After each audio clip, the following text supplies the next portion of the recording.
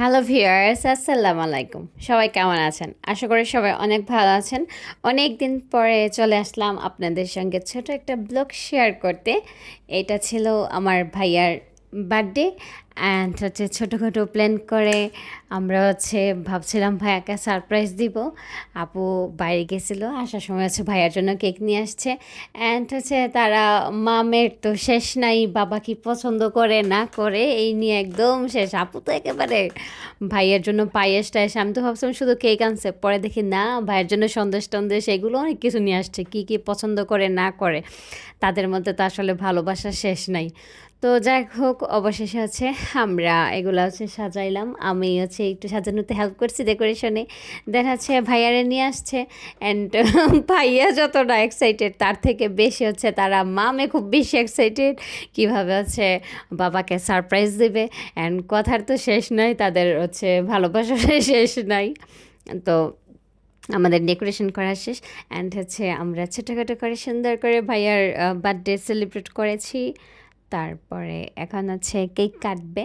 তার আগে রাদিয়ার কথার শেষ নাই, সে একটার পর একটা বলতে থাকবে অ্যান্ড সে সারাটা দিন ওয়েট করে যে আমার বাবা কখন আসবে কখন আসবে। অ্যান্ড একটু পর পর যে মোবাইলটা ধরতে থাকে, তারপর বারান্দা দিয়ে দেখে বাবা আসতেছে কিনা।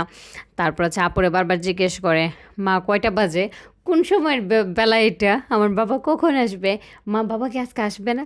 মানে একটু পর পর এই কোশ্চেনগুলো করতে করতে করতে করতে সে আপুরে বিরক্ত বানায় ফেলে।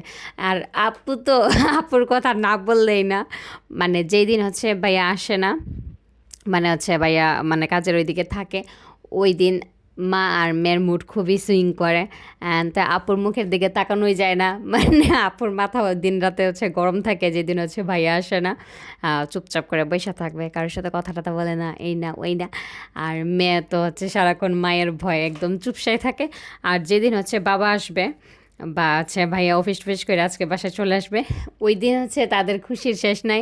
আপু আগে থেকেই প্রিপারেশন নিতে থাকে যে ভাইয়া কী পছন্দ করে না করে, আজকে পিঠা বানাবে, এইটা করবে ওইটা করবে অ্যান্ড মজার মজার নাস্তা বানাবে। মানে লাগে যে মেহমান আসতেছে আমাদের বাসায়।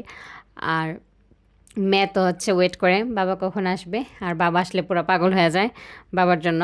অ্যান্ড পড়াশোনা তো আর কিছু করা লাগে না, বাবা আসলে মার হাতের থেকে ছুটি পায় আর মার বকাটকা খাওয়া লাগে না, বাবার কাছে যায় লুকাই থাকে। মানে এই নিয়ে সুন্দর করে তাদের জীবন চলতেছে মাশাল্লাহ। ভাইয়ের জন্য শুভ জন্মদিন অ্যান্ড এভাবেই তাদের জীবন সুন্দরভাবে চলতে থাকুক, আমরা নজর না লাগাই। মাশাল্লাহ, তারা এভাবেই ভালো থাকুক, সুখে শান্তিতে সংসার করুক, একজন আরেকজনের জন্য পাগল হয়ে থাকুক, এইভাবেই ভালোবাসায় ভরপুর থাকুক তাদের জীবন। সবাই ভালো থাকবেন।